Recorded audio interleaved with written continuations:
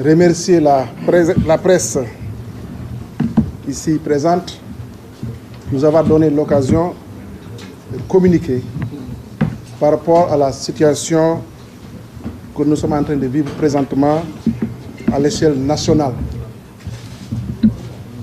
Lorsque j'ai été informé de la création du CUSTR et de sa volonté de déposer un préavis de grève, j'ai invité les représentants du cadre à une rencontre le 17 août 2021. À cette occasion, étaient notamment présents M. Alassane Ndoye et Gora Khouma. Les débats ont porté sur les problèmes du secteur et particulièrement sur le contrôle routier. Après le dépôt du préavis de grève le 21 août 2021, le gouvernement, à travers le ministère des Infrastructures, des Transports terrestres et du Désenclavement, a manifesté sa volonté de négocier avec les transporteurs routiers sur les 10 points de revendication. Le communiqué de presse du ministère, diffusé le 15 novembre 2021, avait bien rappelé aux syndicats de rester ouverts au dialogue pour trouver des solutions pertinentes et définitives aux problèmes posés. Ainsi que le 9 novembre 2021, une invitation au dialogue a été adressée au CUSTR, restée infructueuse. Le 1er décembre 2021, une rencontre a eu lieu entre les représentants du ministère des Infrastructures et ceux du cadre. À cette occasion, il a été retenu que les de l'Intérieur, le ministère des Forces armées, le ministère des Finances et du Budget, le ministre de l'Environnement et du Développement durable, le ministre des Collectivités territoriales et le ministre du Travail. Le gouvernement constate, pour le déplorer, la volonté délibérée du cadre de ne pas entamer des négociations. Hier, le 1er décembre 2021, dès la sortie du Conseil des ministres, sur instruction du chef de l'État, les ministres concernés par les différents points de la plateforme revendicative se sont réunis. À l'issue de cette réunion, plusieurs propositions concrètes ont été retenues que le ministre des Transports terrestres est chargé d'exposer aux membres du cadre.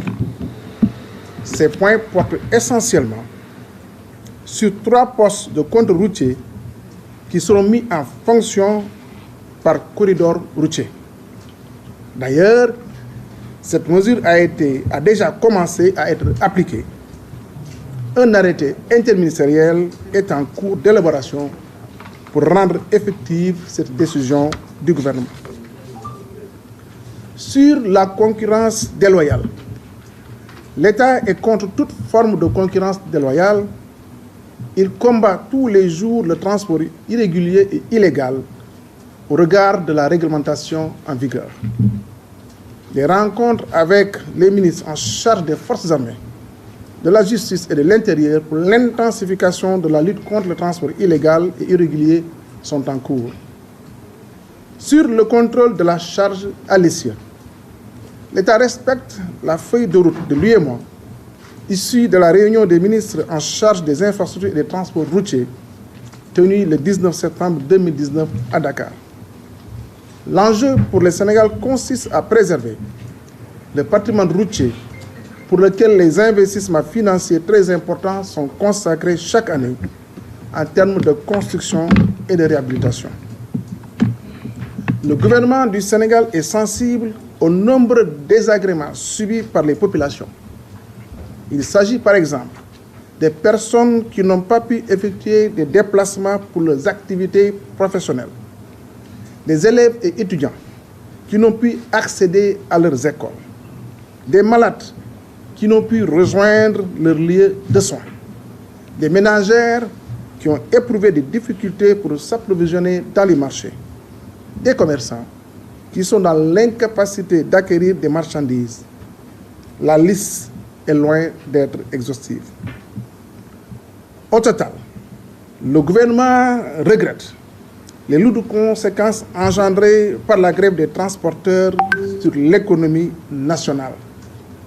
Il exprime sa solidarité aux usagers dont les activités économiques et sociales sont impactées négativement par cette grève. Le gouvernement rappelle sa constante préoccupation de préserver l'ordre public.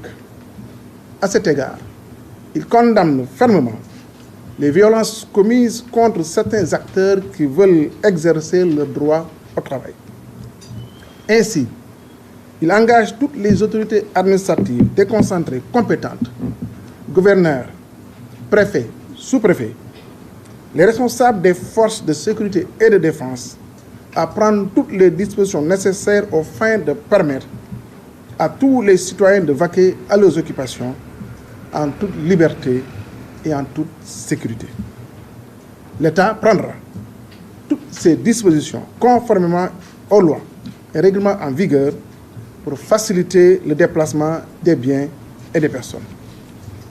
Je vous remercie de votre aimable attention. Jërë ngeen jëf